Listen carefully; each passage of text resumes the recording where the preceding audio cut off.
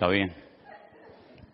No me digan a mí, ponme la foto esa de todos los jóvenes juntos, no me digan a mí que de ahí no va a salir por lo menos un pastor.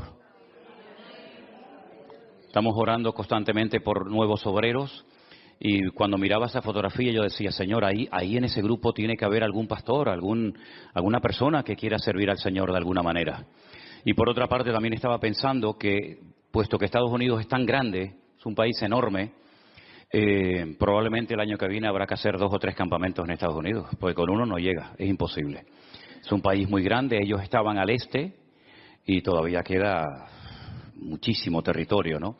Así es que bueno, damos gracias al Señor por esta oportunidad que tuvisteis de poder visitar ese país y también pensar en otras naciones como por ejemplo Colombia, donde hay tantos miles de jóvenes. Pienso que sería buenísimo hacer algo fuerte en Latinoamérica. En fin, vamos a ver hasta dónde podemos llegar. Hermanos queridos, ahora vamos a pasar a otro apartado, a otro tema. Yo también quiero darle públicamente las gracias a todos ustedes porque sé que estuvieron orando por nuestro viaje a Israel. Nosotros fuimos a un país que está en guerra hace 7 meses y ahora cuando venía por el camino me encontré con una chica que de vez en cuando viene aquí a la iglesia, que es una de las vecinas, que me dijo que estuvo viendo todo lo que transmitíamos, los vídeos cortitos que hacíamos en Israel, y me preguntaba si no tuvimos miedo en ningún momento, si no nos sentimos con peligro. La verdad es que no, la verdad es que gracias al Señor en ningún momento ni el grupo ni nosotros tuvimos sensación de miedo, de peligro, y mira que nos movimos, estuvimos nada más llegar al aeropuerto de Tel Aviv, y la gente venía con una ilusión tremenda, con unas ganas tremendas de conocer el país. De las 50 personas que llegaron al aeropuerto, solamente una no la dejaron pasar, la deportaron. Una chica de Colombia, nos dio mucha pena porque estuvimos allí esperando, pero bueno, por una serie de motivos no la dejaron pasar y claro, eso trajo una cierta tristeza al grupo porque es una hermana que había venido de Colombia y había con mucha ilusión y gastado su dinero y al final pues no la dejaron pasar. Algo así parecido a lo que le pasó a Anderson y a Silvia hace unos cuantos años atrás, ¿no? Bueno, entramos los 49 en el primer grupo, de ahí pues nos fuimos por toda la carretera de la costa, que es la que más seguridad nos ofrece. Llegamos a la ciudad de Tiberias. La ciudad de Tiberias es la capital de Galilea y allí estuvimos hospedados en un hotel 2 días, ¿vale? Visitamos, como siempre, en la zona de Tiberias el mismo lago, navegamos por el mar de Galilea, estuvimos en la ciudad de Capernaum, que era la ciudad donde Jesús fue después de que fuera echado. Recuerden que él nació en Belén de Judea, se crió en Nazaret, pero un día lo querían despeñar, lo querían matar en Nazaret y entonces él decide irse a Galilea y convierte la ciudad de Capernaum, un pequeño poblado de pescadores, en su cuartel general.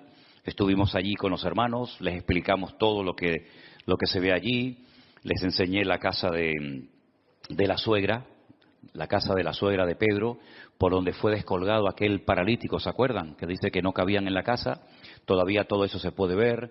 Vieron el molino comunitario, el famoso molino que dice el Señor, 2 mujeres estarán moliendo en un molino, la una será tomada, la otra será dejada. Les enseñé cómo es ese molino. Bueno, estuvimos también en un lugar llamado Tajma, que es donde el Señor hizo la pesca milagrosa, una de las pescas milagrosas, y donde restauró a Pedro. ¿Se acuerdan que días atrás Pedro había negado al Señor y el Señor va a Galilea y allí les hace la famosa pregunta a los discípulos, ¿habéis pescado algo? ¿Y la respuesta cuál fue? Toda la noche hemos intentado pescar y no hemos pescado absolutamente nada. Siempre digo allí, y lo quiero decir hoy aquí también, que me llama muchísimo la atención la respuesta de los discípulos. Toda la noche hemos intentado pescar y no hemos pescado nada. Toda la noche. Toda la noche. Unos días atrás el Señor les había pedido a varios de sus discípulos que oraran con Él 1 hora y se le quedaron dormidos. Qué cosas, ¿verdad? Para el Señor, cansancio, sueño, fatiga, pero sin embargo para la pesca, que por cierto fue un desastre, durante toda la noche no te entró sueño. Pero bueno, así es el hombre, ¿no?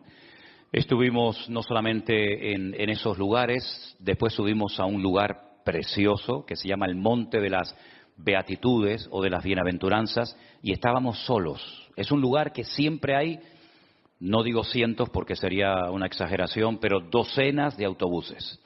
Vienen cristianos de todas partes del mundo al lugar donde el Señor Jesucristo dio el famoso Sermón del Monte, que se encuentra en Mateo 5, 6 y 7, y estábamos solos, no había nadie.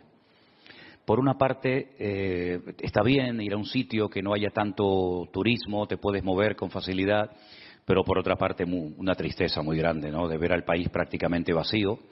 Cuando este grupo se fue, después de una semana, nos quedamos Elena y yo.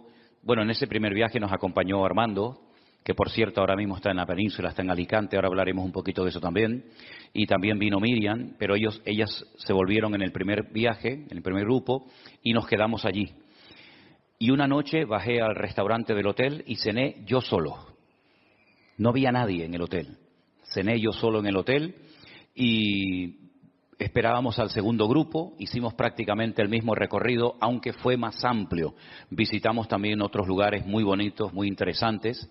Y la verdad es que fue un tiempo extraordinario. Yo también quería ponerles algunas fotografías para que ustedes las vieran. Fotografías que íbamos sacando durante el camino, ¿no? Ya se ha sustituido la bicicleta por el camello. Antiguamente por esas calles se irían camellos, hoy en día van en bicicleta. Esta es una fotografía que la sacamos desde un lugar donde se ve al fondo la famosa cúpula de la roca, esa que es la cúpula dorada. Eso está en el lugar donde estuvo antiguamente el templo de Jerusalén, y ahora estamos en Jerusalén Este. Vete pasándola según yo te vaya diciendo. Vuelve para atrás. Ese cementerio que ustedes ven delante es uno de los cementerios más antiguos del mundo. Ese es el famoso Valle de los Huesos Secos. Ustedes se acuerdan que Ezequiel estaba cautivo en Babilonia y el Señor le muestra un valle lleno de huesos secos. Ese es el cementerio. Y le hace una pregunta muy interesante. ¿Vivirán estos huesos? Y el profeta Ezequiel le dice, no lo sé, Señor. Dice, profetízales, háblales. Y todos resucitaron y volvieron a la vida. Allí al fondo, en el valle, se ve un pequeño barranco, un pequeño torrente, el famoso torrente del Cedrón. Y al fondo, pues ya sería el monte Moriah, que hoy en día está totalmente plano, pero que antiguamente, lógicamente, era una montaña donde Abraham subió a sacrificar a su hijo. Bajamos del Monte de los Olivos caminando y nos dirigimos al huerto de Getsemaní. Pasa un poquito. Y esa fotografía es ya dentro del huerto de Getsemaní. Hay una carretera que parte el huerto de Getsemaní en dos. Hay una parte que es pública para todo el mundo y hay una parte del huerto de Getsemaní que es, digamos, privada, donde estábamos nosotros. Y allí tuvimos un tiempo de oración y reflexionando en torno a lo que el Señor padeció esa noche, a lo que oró. Y bueno, creo que es un lugar también muy, muy interesante. Es un lugar que no sé por qué cuando vamos con los grupos hay gente que se quebranta, hay gente que empieza a llorar, ¿no?, pensando en todo lo que el Señor padeció esa noche. Fue en ese huerto donde dice la Biblia que vinieron a prender al maestro, donde Pedro se sacó la espada, ¿se acuerdan? Y le cortó la oreja al siervo del centurión. Fue en ese lugar donde dijo, Padre, pasa de mí esta copa, mas no se haga mi voluntad sino la tuya. Es un lugar realmente muy bonito, muy tranquilo, donde estuvimos también con los dos grupos, tanto el primero como el segundo. Ahí estamos bajo tierra, ahí estamos unos 20 metros aproximadamente bajo tierra. Ese es el lugar donde esa noche los romanos decidieron soltar a Barrabás en vez de al Señor Jesús. Y esas piedras que ven son piedras de la época de Jesús. Seguramente el Señor pisó esas piedras. Y ahí estuvimos también con los hermanos. Estábamos solos. Ese lugar también está siempre lleno de gente, pero ahí, pues, en fin, fue donde el Señor Jesucristo ya se decidió que fuera la cruz, donde hacían juegos con los que estaban presos. En fin, una historia tremenda, ¿no? Seguimos viendo más imágenes. Estamos ya en el Jardín de la Tumba. El Jardín de la Tumba es la última visita que hacemos y ahí nos dejaron ese salón. Hay muchos salones, pero nos dejaron ese que es muy bonito y allí pues recordamos la muerte, la resurrección del Señor Jesús. Participamos siempre de la Santa Cena y no sé si era este el primer o el segundo grupo, pero bueno, estuvimos en el mismo salón, tanto con el primero como con el segundo grupo, ¿no? Adelante. Ahí tienen una imagen de las calles de Jerusalén. Los que han estado en la ciudad de Toledo se van a dar cuenta de que hay muchas calles, muchas callejuelas que se parece mucho, ¿no? Y esta es una de las calles típicas de la ciudad de Jerusalén, de la antigua, la que está dentro de las murallas. Ahí tienen la cúpula de la roca. Debajo de esa cúpula, que hoy en día no se puede entrar, antiguamente sí te dejaban entrar, hoy en día no, está una roca inmensa que fue el altar donde Abraham subió a sacrificar a su hijo. Hoy en día eso, digamos que está bajo la protección de Jordania, como uno de los 3 lugares más sagrados del Islam. Y esa cúpula, si se preguntan, efectivamente es de oro. ¿Ve? Esa cúpula lleva siglos en ese lugar y está encima del monte Moriah, y abajo, en la parte de abajo, estaría lo que se llama el muro de los lamentos, donde los judíos oran. Seguimos. Tenemos una imagen de la iglesia de las naciones que se encuentra en el huerto del Getsemaní, y enfrente ustedes pueden ver a lo lejos las murallas de Jerusalén, murallas que no tienen nada que ver con la época de Jesús. La ciudad de Jerusalén de la época de Jesús quedó totalmente destruida. Esas son murallas que mandó a construir Sulimán el Magnífico, y se construyeron en 1535 y 1538, en el siglo XVI, y son las que actualmente rodean el perímetro de la ciudad vieja de Jerusalén. Seguimos. Esos son 2 señores, una pareja que estaba por allí dando vueltas. Nos dejaron unos aparatitos para poder comunicarnos con el grupo. Esa fotografía no la quites. Esa fotografía la saqué porque cada vez hay más de estas mujeres. Son judías la mayoría de ellas. Van con un burka. Es raro que se le vean las manos porque también llevan unos guantes. Y son mujeres que me da una pena tremenda, tremenda, porque van totalmente cubiertas de día, de noche. Forman parte de una secta judía que es muy, muy conservadora. También hay algunas musulmanas que se visten así, pero hay un barrio que se llama el barrio de Mea Sharim, que significa el barrio de las 100 puertas, y es donde está esta secta judía que viven en la más extrema pobreza, se dedican a pedir por las calles, y es una lástima ver a esas mujeres, ¿no? Que no se les ve prácticamente nada. Es raro, ya digo, que se le vean las manos porque generalmente también las llevan tapadas. Esta fotografía es muy interesante. Esas son las escalinatas originales de la época del Señor Jesucristo, porque ahora mismo ven una pared, ahora mismo ven, digamos, un muro, pero antiguamente había unos pórticos por donde la gente entraba al templo de Jerusalén, y por esas escaleras subió el Señor Jesucristo en más de una ocasión. Hay 2 escalones estrechos y uno largo. 2 estrechos y uno largo, para que vayan subiendo lentamente. Se subía por un lugar, se bajaba por otro, para que la gente fuera reflexionando, porque se iban a encontrar con el Señor. Y en estas escaleras se ponía la gente a pedir. Seguramente en esas escaleras es donde se puso aquel del libro de los Hechos, capítulo 3, cuando dijo Pedro: no tengo ni plata ni oro, mas lo que tengo te doy. Fue en esas mismas escaleras que son originales de la época del segundo templo, de la época del Señor Jesucristo. Y detrás de ese muro, que hoy en día eso es una madrasa, es una mezquita musulmana, la famosa mezquita de Al-Aqsa, detrás estaría hace 2000 años el templo de Jerusalén. Eso es un parque arqueológico que fuimos a visitar, muy interesante, y quiero aprovechar para animar a todos los que todavía no han ido a Israel, que se animen a visitar esa ciudad tan interesante que desde que llegas hasta que te vas no paras de aprender y de oír cosas de arqueología, cosas de historia, en fin, algo muy interesante realmente. Seguimos. Bueno, ahí estamos navegando en el mar de Galilea, ¿sí? El dueño de ese barco es un hermano nuestro en la fe. En este caso creo que era, si no me equivoco, Daniel.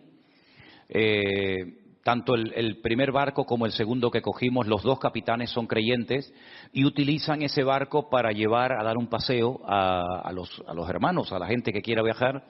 y hay uno de ellos que es cantante, ¿no? Y también canta alabanzas, invita a todos los que van navegando a cantar, y hay momentos que paran el barco y entonces ahí das pues las explicaciones, las muchas explicaciones que se tienen que dar en ese lago. Explicamos dónde están los altos del Golán, dónde vivía María Magdalena, explicamos la zona del endemoniado Gadareno, y hay muchas cosas que explicar en ese lago. Dicho sea de paso, se lanzó la red, pero como siempre salió vacía, porque es una red como, entre comillas, de juguete, ¿no? Pero bueno, también tuvimos la oportunidad de comer el pez de San Pedro, que es el pez que se pesca ahí. Vale, seguimos. Estamos ya en una ciudad muy, muy importante para nosotros los cristianos, porque ahí, en esa ciudad de Cesarea, la Marítima, no la confundan con Cesarea de Filipo, ahí nació la iglesia gentil. Recuerden que fue en Jerusalén en el día de Pentecostés, según el relato de Hechos capítulo 2, que nació la iglesia, pero todos los que estaban allá adentro, todos los que se convirtieron ese día, todos eran judíos. Ahí no había gentiles. Pero a esa ciudad donde vivía Cornelio fue donde el apóstol Pedro fue a predicar por primera vez a un grupo de gente no judía. Y dice la Biblia que allí el Señor derramó de su Espíritu Santo y allí nació la iglesia gentil. En esa ciudad de Cesarea también estuvo Pablo, en la casa de un tal Felipe, ¿se acuerdan? Que era diácono de la iglesia primitiva. De ahí fue llevado preso a Roma. Ahí en esa ciudad también estuvo el profeta Agabo, que tiene que ver mucho con el ministerio del apóstol Pablo. Es una ciudad muy interesante. Y ahí hay un anfiteatro que es donde los romanos que estaban afincados pues se entretenían. No solamente hay ese teatro, sino que después había otras diversiones también. Eso es Cesarea. ¿Ven el mar que se ve al fondo? Ese es el mar Mediterráneo. Ahí es donde empieza o termina el Mediterráneo, según cómo se mire. Si empieza ahí, termina en España, en el estrecho de Gibraltar. O empieza o termina, según cómo se vea. Seguimos. Ahí estamos preparándonos para hacer bautismos. Es el río Jordán, un lugar muy bonito que ha sido preparado, que ha sido diseñado específicamente para hacer bautismos. Eso siempre está lleno de cientos de hermanos que vienen de todas partes del mundo para ser bautizados en las aguas del río Jordán. Nosotros prácticamente estábamos solos. Al fondo había 3 o 4 personas de otro grupo o de otra iglesia y tuvimos bautismos tanto con el primer grupo como con el segundo. Gracias al Señor el agua estaba calentita, ahí estamos bautizando y bueno, gracias a Dios no estaban mis amigas las ratas gigantes del Jordán también. Este creo que fue el segundo grupo, porque creo que fue el grupo que más gente se bautizó, y ahí están todas las hermanas y algún hermano también que se bautizó en el río Jordán. Les hacía muchísima ilusión y tuvimos un día muy, muy bonito. Eso fue lo primero que hicimos, nada más levantarnos por la mañana, y ahí ya comenzamos el tour, el recorrido de ese día. Seguimos. ¿Estamos dónde? Ahora, sí. Estamos en el Monte de las Bienaventuranzas. De ahí del bautismo nos fuimos al Monte de las Bienaventuranzas. Es un sitio, digamos, preparado por la Iglesia Católica y hay diferentes lugares para sentarnos y compartir la palabra y para orar.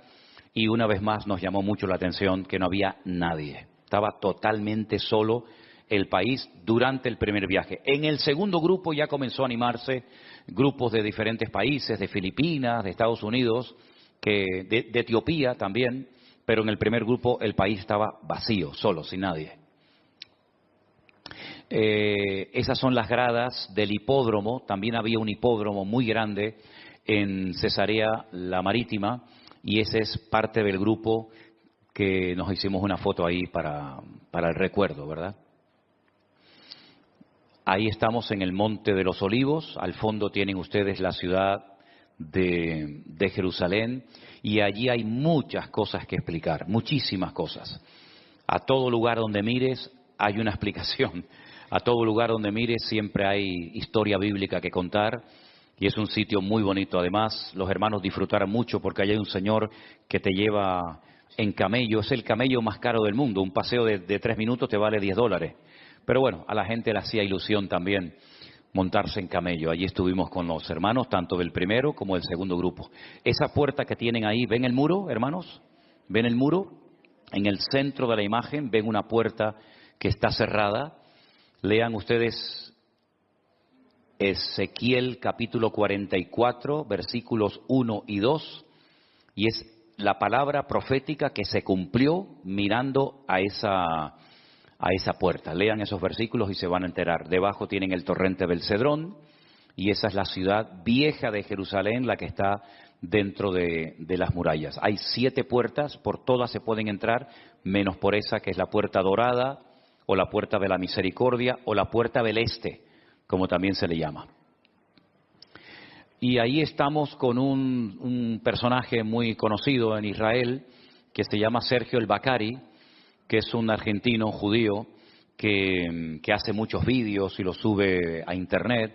Y bueno, él quería estar con nosotros. Esa mañana fuimos a comer juntos y estuvo con nosotros en el grupo. Y eso es en el Gallicanto. El Gallicanto es el lugar donde Pedro negó al Señor Jesucristo y donde se encuentra la casa o las ruinas de la casa de Caifás, donde el Señor Jesucristo estuvo detenido antes de ser llevado a Poncio Pilato y condenado a muerte. ¿Sí? No sé si hay alguna más. ¿Sí? Bueno, esa es una imagen de... Celebramos el día de los caídos y al día siguiente el día de la independencia de Jerusalén, un tiempo muy alegre. Eso es en la ciudad de Capernaum. No sé si fue el primero o el segundo grupo, no recuerdo bien. ¿El primer grupo?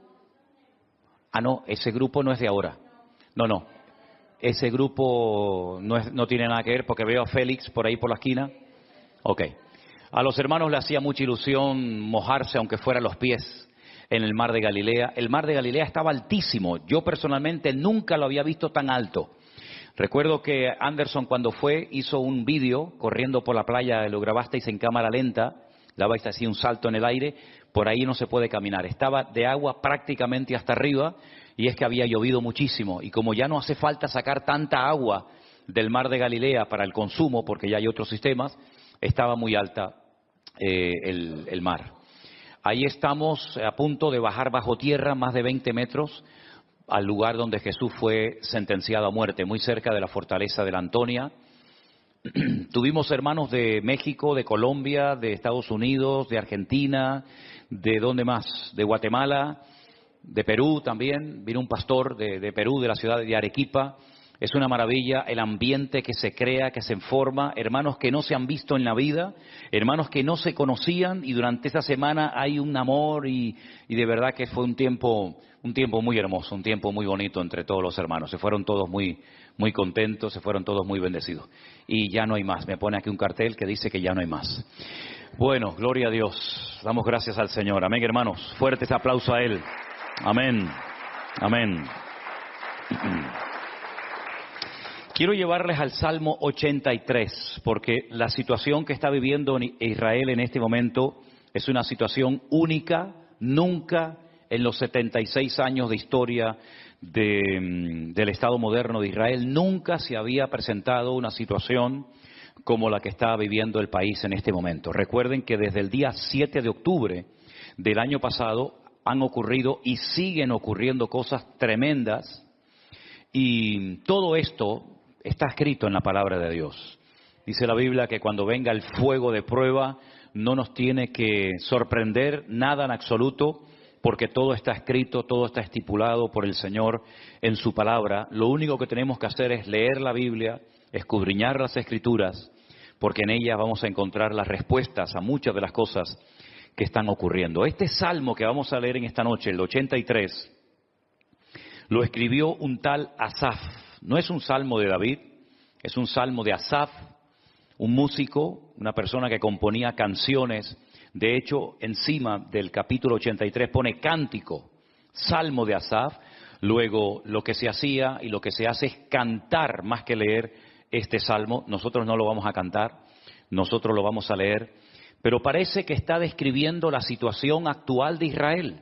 Y es un salmo que tiene miles de años de antigüedad. Sin embargo, van a encontrar cosas muy parecidas a la que le está pasando a Israel en este momento. Empiezo leyendo por el versículo 1 y dice así la palabra del Señor. Lo podemos poner en la pantalla, ahí lo tenemos.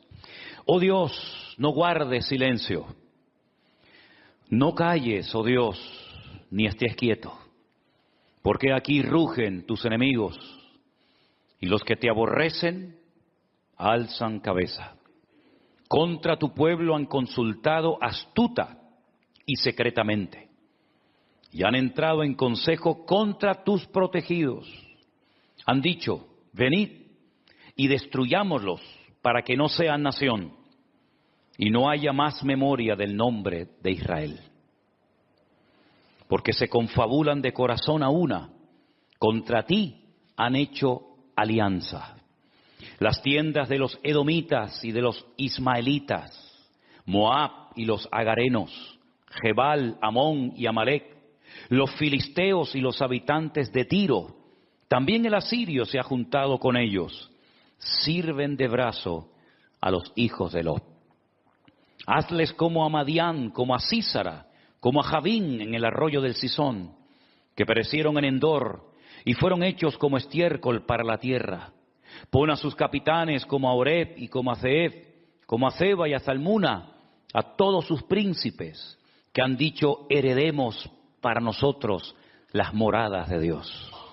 Dios mío, ponlos como torbellinos, como hojarascas delante del viento, como fuego que quema el monte, como llama que abraza el bosque.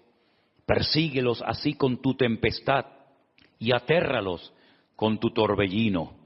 Llena sus rostros de vergüenza y busquen tu nombre, oh Dios. Sean afrentados y turbados para siempre, sean deshonrados y perezcan, y conozcan que tu nombre es Jehová, y tú solo Altísimo sobre toda la tierra. ¿Cuántos dicen amén?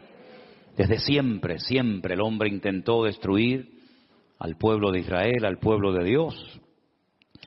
Y aunque estos enemigos que aquí se nombran, Moab, Jebal, Amok, Amalek, los ismaelitas, edomitas, filisteos, etcétera, eran enemigos y se peleaban entre ellos, se juntan cuando tienen un enemigo en común. Aunque luego se matan entre ellos, ¿verdad? Pero ahora se juntan las naciones de la tierra, las que antaño se peleaban y se criticaban y se cuestionaban las unas a las otras. Otra vez vemos que se vuelven a juntar, porque tienen el mismo espíritu que ha estado saltando de generación en generación hasta llegar a nuestros días. Y hay eslogan y hay lemas que se han hecho famosos en las universidades, en las calles, en las escuelas, en todas partes, reclamando que toda Palestina, ¿verdad?, desde el río hasta el mar, tiene que ser para un solo pueblo, ¿verdad? Aunque después maticen, aunque después quieran corregir el error que han cometido. Pero sea como sea, Israel se está viendo cada vez más solo. Hay más de 140 países en el mundo, incluido, para vergüenza nuestra, España también, con su presidente a la cabeza, que ellos unilateralmente, olvidando los grandes problemas que tienen en casa y olvidando el país que lideran, que para eso fueron elegidos, no para gobernar y para decirle a los demás lo que tienen que hacer, sino para arreglar los problemas que tenemos en casa, pues son capaces de dar soluciones y de dar consejos y de hacer cosas para solucionar problemas que nadie, ningún político, ninguna nación de la tierra, ni todo el mundo entero tiene la capacidad de arreglar, sino solamente el Señor cuando Él venga en su segunda venida. Piensan que con sus acuerdos, con sus declaraciones y con todo lo que hacen ya van a solucionar, ya la semana que viene o dentro de un año todo se va a solucionar, todo va a volver a la normalidad, pero se olvidan que desde el río hasta el mar, en ese territorio, en esa anchura y en esa longitud, hay 13 millones de personas, que solamente un 20% no son judíos, y hay etnias que también tienen su ciudadanía israelí, como por ejemplo los beduinos, como por ejemplo los drusos, ¿verdad? Y otras minorías. ¿Y qué hacemos con esos millones de personas? ¿Los tiramos al mar, como propuso Jordania hace años?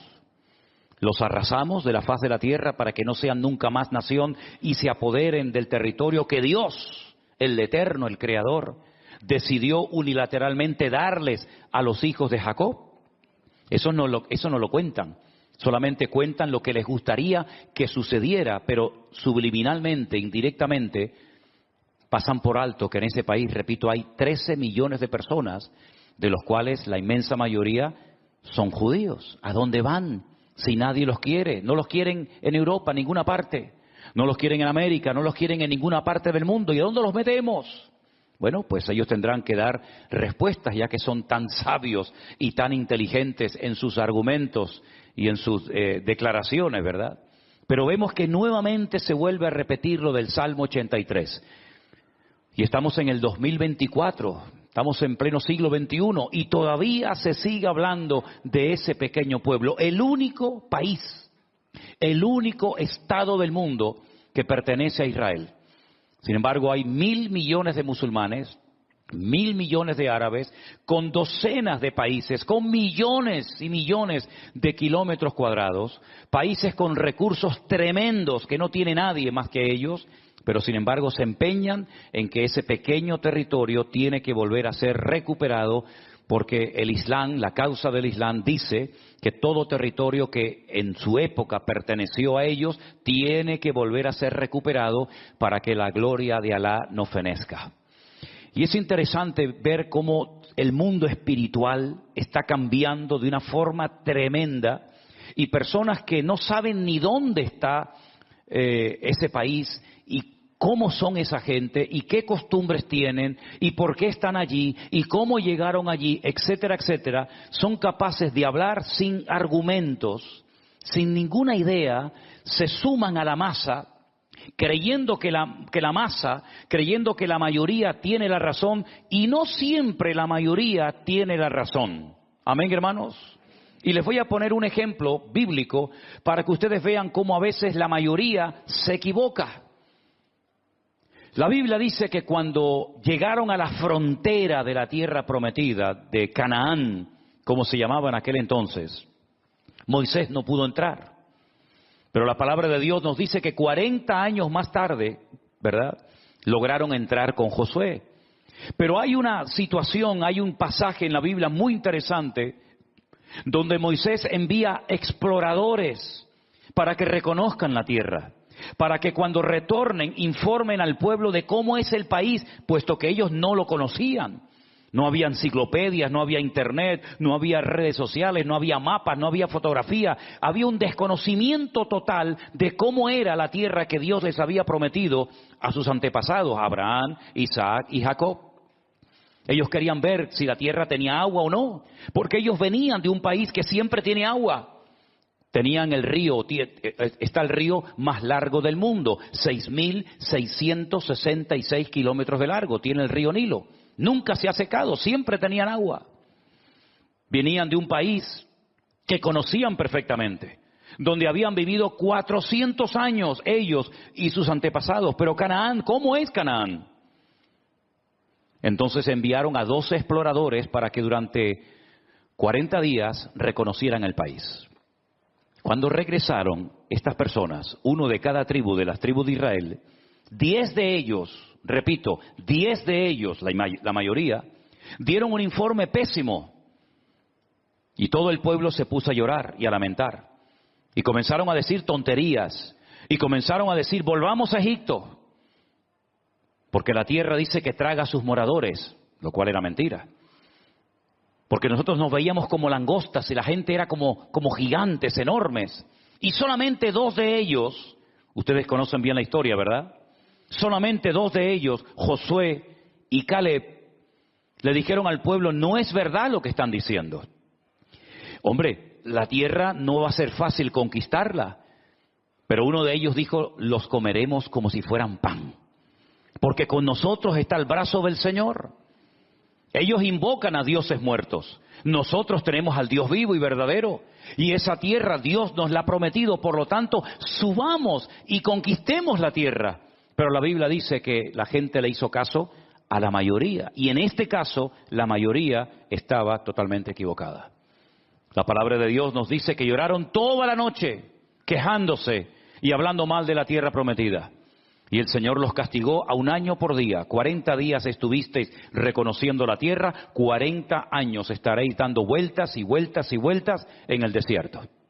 hasta que toda esta generación mayor de 20 años para arriba perezcan en el desierto y el Señor levante una nueva generación, ¿verdad?, sin esos prejuicios, sin esos miedos que ustedes han tenido durante estos años y logren entrar a la tierra prometida. De todas aquellas personas, solamente 2 sobrevivieron que habían salido de Egipto. Claro, ya eran ancianos, ya eran personas de una edad muy avanzada, Josué y Caleb. La Biblia nos enseña que cuando van a entrar a la tierra prometida, Caleb le dice al que está ocupando el puesto de Moisés: yo quiero mi parte, yo quiero la porción que me corresponde, y quiero el lugar que yo pisé cuando era joven. Hace 40 años atrás yo entré como uno de los exploradores de la tierra y yo pisé un monte, y ese monte es el monte Hebrón, donde ya estaba enterrado Abraham, Isaac y Jacob. Y yo quiero ese monte para mí y para mi descendencia. Le dicen, en ese monte viven los gigantes, los hijos de Anac. Pero también estaban los gigantes de la fe. Y ese es el monte que él quería y conquistó para la gloria del Señor, como heredad perpetua, ¿verdad? Así que no siempre la mayoría tiene la razón. Y nosotros cada vez vamos a sentirnos minoría en medio de una gran masa de mayoría que no quieren hacer caso a la palabra de Dios. Nuestros jóvenes tienen que saber, los niños de la escuela dominical, los adolescentes de nuestra iglesia, tienen que saber y tienen que prepararse para vivir como minoría en sus institutos y en sus escuelas. Y tú tienes que mentalizarte y prepararte adecuadamente espiritualmente para que aprendas a vivir como cristiano en minoría en tu puesto de trabajo y en tu familia y en todo lugar donde vayas.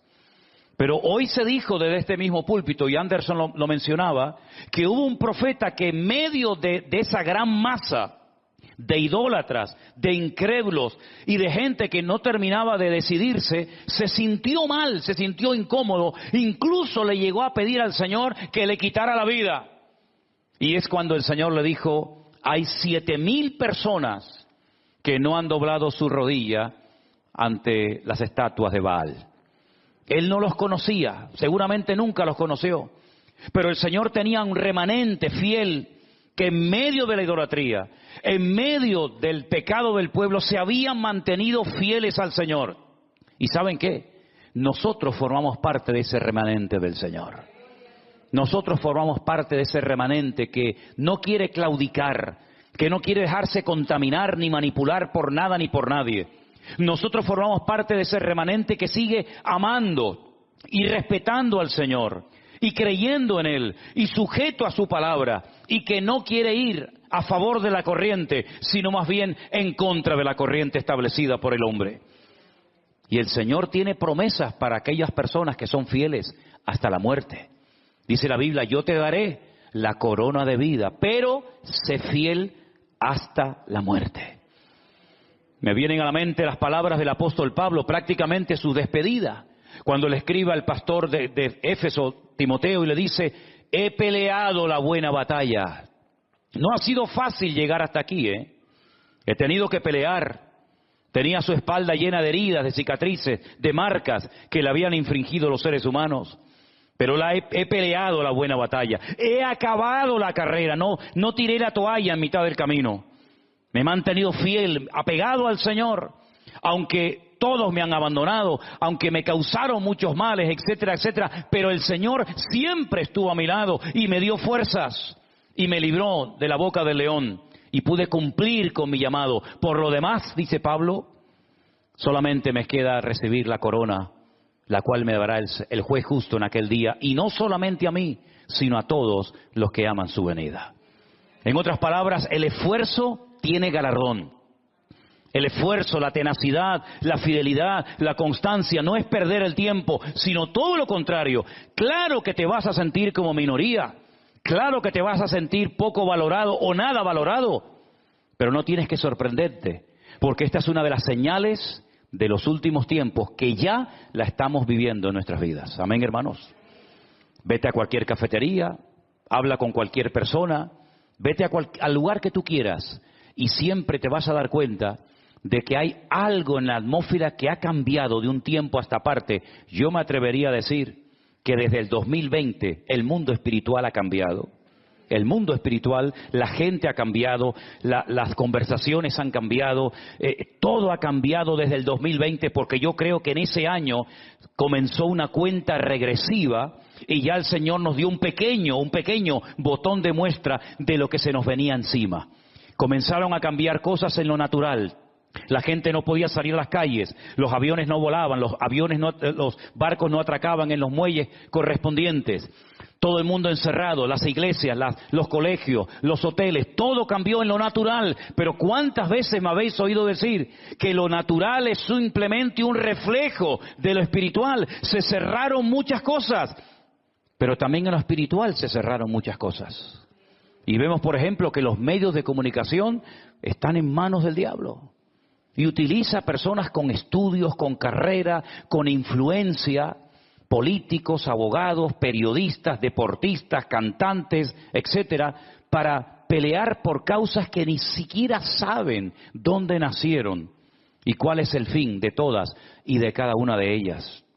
Y estamos viendo cómo el ambiente espiritual sigue y sigue y sigue cambiando. Y estamos viendo cómo proliferan otras religiones, ¿verdad? Y estamos viendo cómo cada vez quieren presionar y apagar la luz del Evangelio y a los cristianos, pero mantente fiel hasta la muerte y el Señor te dará la corona de la vida. Pero tienes que acostumbrarte a trabajar, a lidiar con una cruda realidad. Somos minoría en medio de una gran masa que ha decidido seguir por otro derrotero, por otro camino. Pero la palabra del Señor nos enseña que los que se sientan débiles tienen que decir, fuerte soy en el Señor. Porque nada ni nadie nos podrá separar del Señor, salvo tú mismo. Ni la muerte, ni la vida, ni ángeles, ni principados, ni potestades, ni lo alto, ni lo profundo, ninguna cosa creada nos podrá separar del amor de Dios que es en Cristo Jesús Señor nuestro, salvo tu misma persona. Tú puedes desconectarte, tú puedes soltar la mano del Señor y volverte uno más de la mayoría para que no te critiquen, para que no te persigan, para que no se burlen de ti, para que no te hagan bullying en las escuelas. Por eso, insisto una vez más, ya lo dije el domingo, en las escuelas dominicales de nuestras congregaciones hay que enseñarle a nuestros chicos a tener respuestas por si les preguntan algo, pero sobre todo que se acostumbren a vivir en minoría en medio de sus colegios, universidades, escuelas o donde quiera que vivan o donde quiera que se muevan. Porque es la tónica, es la característica principal de esta generación de creyentes hoy en día. Siempre la iglesia ha sido perseguida, no es nada nuevo. Pero en los últimos tiempos, y estamos en los últimos tiempos, vamos a ver cómo por un lado Dios bendiciendo, por un lado Dios prosperando, por un lado Dios abriendo puertas, pero por otro lado al mismo tiempo el enemigo tratando de impedir, de obstaculizar, de frenar, de debilitar, de enfermar, etcétera, etcétera, aquellos que hemos decidido en serio ir con el Señor. Y habrá momentos en los que van a cuestionarte. Incluso llegará el momento en el que te digan, con esa religión no te voy a contratar en este puesto de trabajo. ¿Qué te parece? Y habrá momentos, y si no, al tiempo, en los que, como a Elena le pasó en su época, le dijeron, ay, no, lo sentimos mucho, evangélicos no queremos en este puesto de trabajo. Buscamos otro perfil de persona. Ya ha pasado en España, no es nada nuevo. Y probablemente habrá momentos, como por ejemplo está pasando en grandes universidades de lujo, donde estudian gente de un nivel económico tremendo, que les están diciendo, ustedes no pueden entrar a estudiar a estas universidades a partir de ahora. Y uno dice, ¿cómo es posible que esas cosas vuelvan a ocurrir en el siglo XXI? Porque antes era uno contra todos, ¿se acuerdan? Hace muchos años, ¿verdad? Uno contra todos. Ahora se ha dado la vuelta a la tortilla y ahora son todos contra uno. Pero ahí vamos a ver la gloria del Señor. Porque nunca he visto a Israel tan sacudido en estos más de 20 años que llevo viajando y conocemos a muchos hermanos. Nunca he visto a la gente tan sacudida, des en cuenta de que muchos han perdido amigos, abuelos, primos, sobrinos, nietos, hijos, con todo este conflicto, no solamente lo que pasó el día 7 de octubre, sino después. Una de las cosas que me gusta hacer, y lo hemos hecho con el primer grupo y con el segundo, es invitar a hermanos de Israel, sobre todo de Jerusalén, que vengan al hotel y en un salón que nos prestan, que den testimonio, que saluden a los hermanos, que cuenten cómo está la situación de la obra.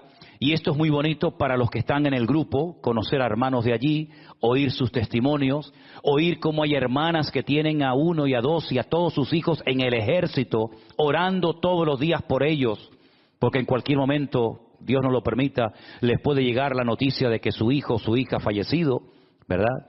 Y después hay un momento de donde se abrazan y se saludan los hermanos.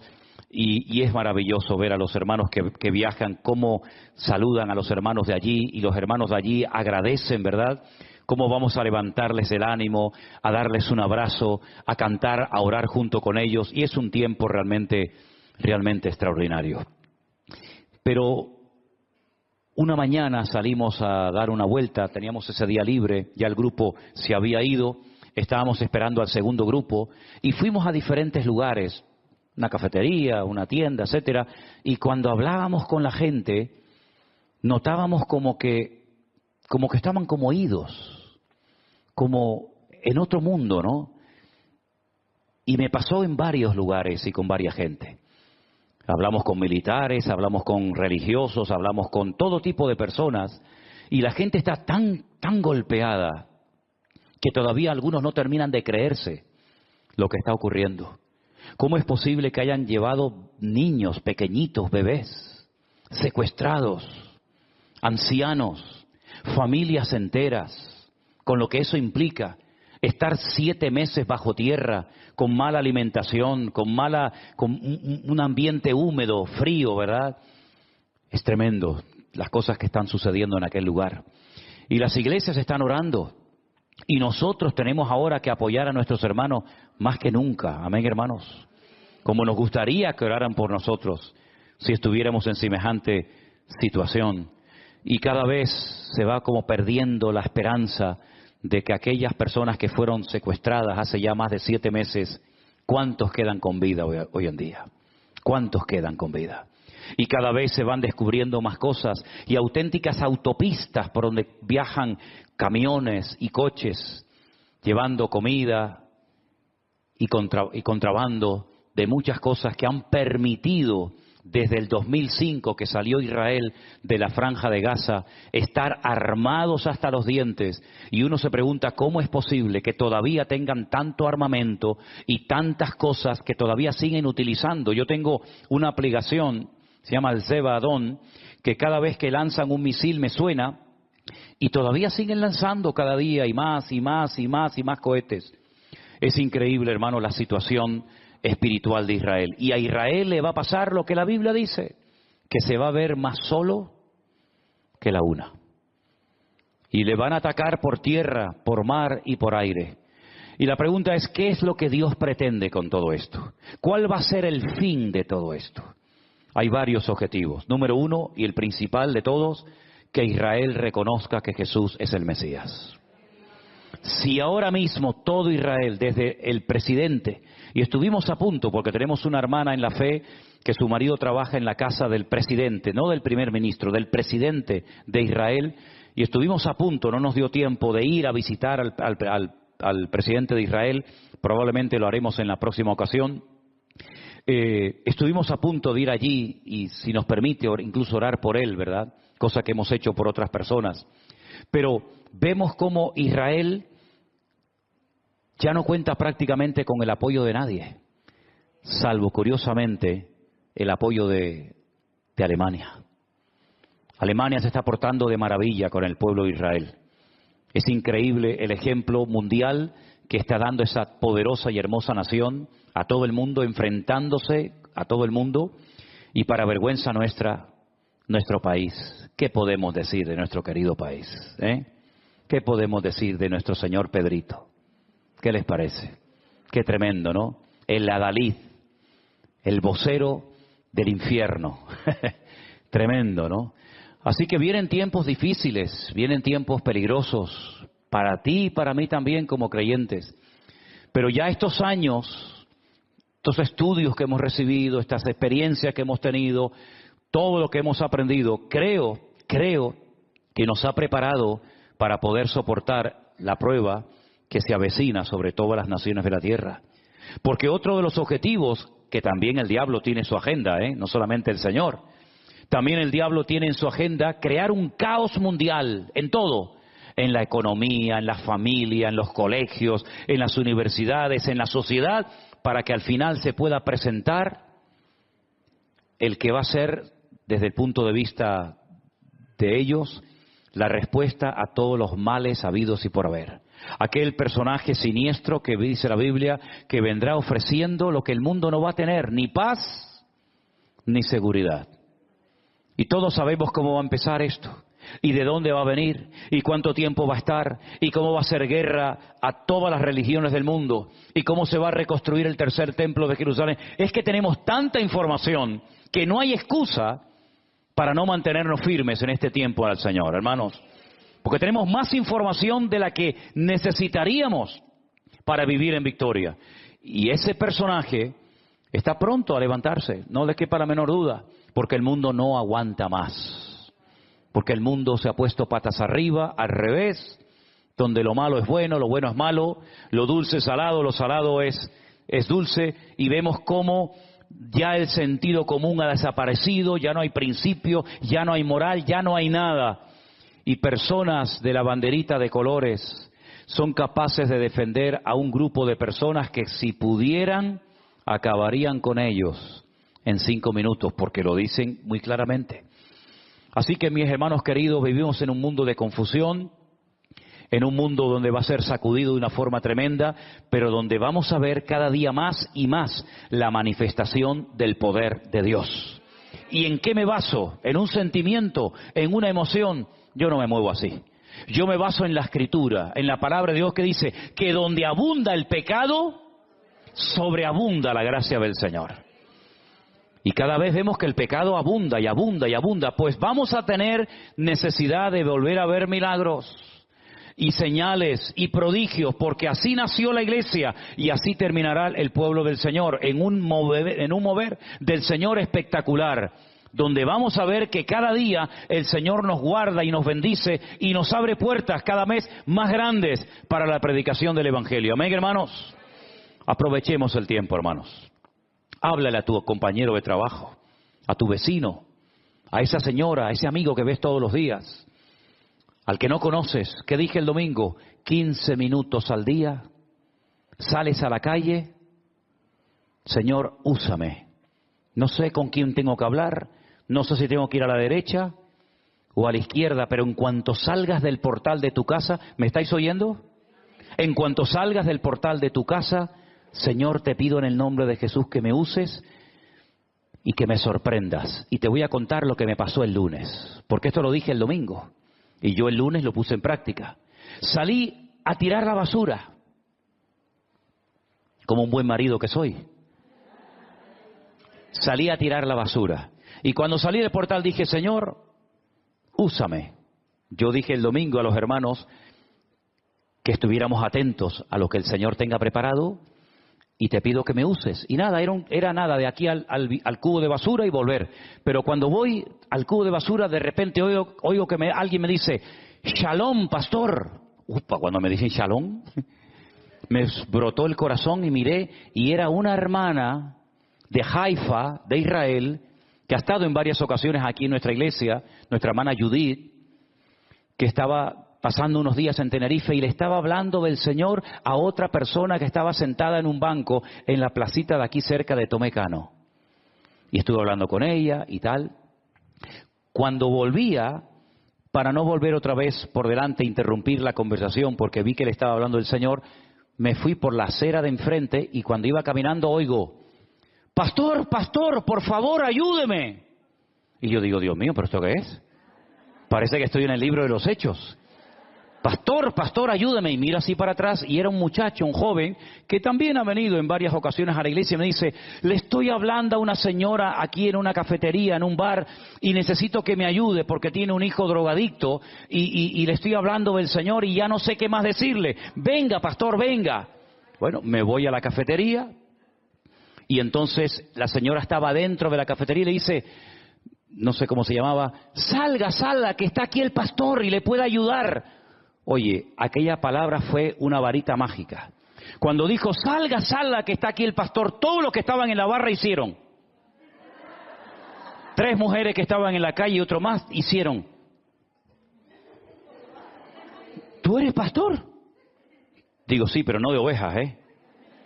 ¿Tú eres pastor? Sí. ¿Y qué es eso de pastor? Y me vi con 7 personas en la barra de un bar, hablándoles de lo que es un pastor, hablándoles del Señor. Luego salió la madre desesperada porque tiene, no un hijo, perdón, un sobrino con muchos problemas con las drogas. Estuvimos hablando, estuvimos allí mencionando la palabra del Señor. Y entonces le decía a la gente, escúchenlo, que a él lo conocen millones de personas. Y la gente del bar estaba así como diciendo, pero ¿habrá caído un extraterrestre del cielo? ¿Este tío quién es? Eso fue el lunes. Si cada uno de nosotros, cuando fuéramos a tirar el cubo de la basura o a pasear el perro, mira, la mejor manera de testificar es comprándote un perro, ¿eh? ¿Cuántos tienen perro? ¿Usted quiere uno? Hay que hacerle un regalo a Crucita, dice que quiere un perrito. ¿Grande o pequeño, Crucita? Sí, puede ser chiquito. ¿Tiene alguna raza en particular? Cualquiera. Hermanos de la iglesia, hay que levantar una ayuda para comprarle un perrito a nuestra hermana Crucita, ¿eh? Vamos a buscarle un perrito. ¿Les parece, hermano? Mira qué fácil hacer contenta a una hermana de la iglesia. Con un perrito. ¿No quiere que se vaya un joven a usted a su casa? Un jovencito de la iglesia no le sirve. Quiere un perrito mejor. Un perrito. Dice que jóvenes no. Si cada uno de nosotros saliéramos a la calle con esa expectativa, Señor, úsame, no sé a dónde voy para allá, capaz que es este que me viene, capaz que es aquel que está sentado, no lo sé, Señor, pero que algo suceda, Señor. Te vas a llevar tantas sorpresas que vas a decir, Dios mío, ¿por qué no hice esto antes? ¿Por qué no he practicado esto antes? Yo quiero que tengas esta ilusión y que lo pongas en práctica y te vas a llevar muchas sorpresas agradables. Y si al final de la conversación con tu amigo, con tu vecino, con tus parientes o con quien sea, le puedes decir, oye, ¿quieres que terminemos esta reunión, esta conversación? ¿Me dejas orar por ti? Imagínate las sorpresas que te puede llevar si cada uno de nosotros ponemos en práctica esto. Hermanos queridos, somos la sal de la tierra. ¿Qué era la sal en aquel tiempo? Algo que servía como antídoto para frenar la descomposición de la carne y de los pescados. No había hielo, no había frigoríficos, no había neveras. La única manera de conservar la carne y el pescado que se pescaba durante largo tiempo era salándolo. Nosotros podemos todavía hacer muchas cosas para esta sociedad. Y somos la luz. ¿Para qué es la luz? Para iluminar en medio de las tinieblas. Es que no vemos que España está en tinieblas. Es que no vemos que el mundo necesita gente que brille, que sean diferentes, que no hablen igual, que no piensen igual que los demás, que actúen diferente. Es que no lo vemos. Pues hermanos, aprovechemos las ocasiones y nos vamos a llevar agradables sorpresas. ¿Cuántos dicen amén? Cierra tus ojos ahí donde estás en esta tarde. Y dile al Señor, Señor, yo lo quiero hacer, Señor. Tal vez nunca lo has hecho. Tal vez nunca te has atrevido a decir, Señor, quiero hablarle a alguien nuevo de la calle, pero no sé cómo hacerlo. Tú ora al Señor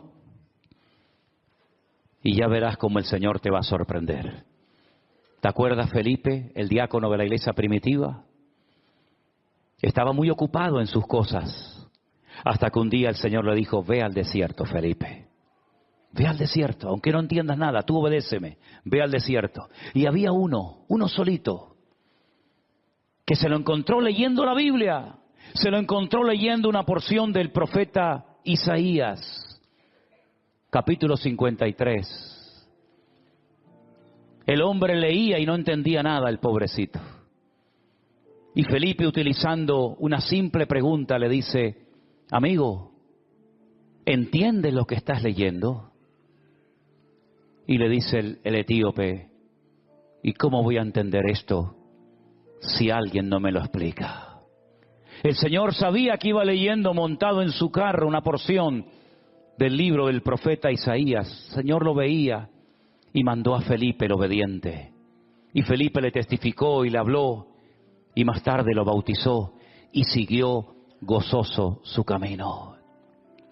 Hay personas que vemos hoy en el barrio que probablemente antes de que termine el año morirán y ya no estarán entre nosotros. Y será ya demasiado tarde ir a hablarles del Señor y de su palabra. Aproveche la oportunidad que se le presente antes de que esa persona nunca más vuelva a saberlo. Ese tío enfermo, esa abuela, ese sobrino, ese nieto, ese amigo, ese compañero de trabajo que seguramente está pasando una tragedia familiar y necesita de un brazo, necesita de una llamada, necesita de alguien que le diga: déjame orar por ti, para que el Santo de Israel consuele tu alma, cual bálsamo. Somos seres humanos frágiles y débiles, y todos necesitamos en un momento puntual una palabra de aliento, como aquel que dijo: Lázaro, sal fuera, o como aquel que dijo: levántate, toma tu lecho y anda, o como aquel que dijo: yo soy el pan de vida, el camino, la verdad y la vida, y tantas cosas más, ¿verdad? Señor, abre nuestras bocas para que hablemos de ti, para que hablemos y no callemos en esta hora de la historia. Y oramos por la situación del pueblo de Israel, por nuestros hermanos, las iglesias, los pastores que conocemos, nuestros hermanos que están pasando momentos de presión tremendos. Oramos para que tú traigas consuelo a sus almas. Oramos, Señor, para que traigas paz a sus corazones y guardes a todos esos muchachos de iglesias, jóvenes, que están ahora mismo en el servicio militar, en el ejército. Actúa por amor a tu nombre y no calles, Señor. Actúa por amor a tu nombre, Señor, y no calles. Tú miras, Señor, las naciones, cómo se unen entre sí para ir en contra de tus escogidos. Pero yo te pido, Señor, que una vez más desbarates las maquinaciones del diablo. Permítenos ver tu gloria en medio de los tiempos, Señor. Que ese pueblo se humille y reconozca que tú eres el único que les puede salvar la vida y abrir las puertas, Señor. Aleluya. Gracias por tu presencia, Señor. Te alabamos y te adoramos.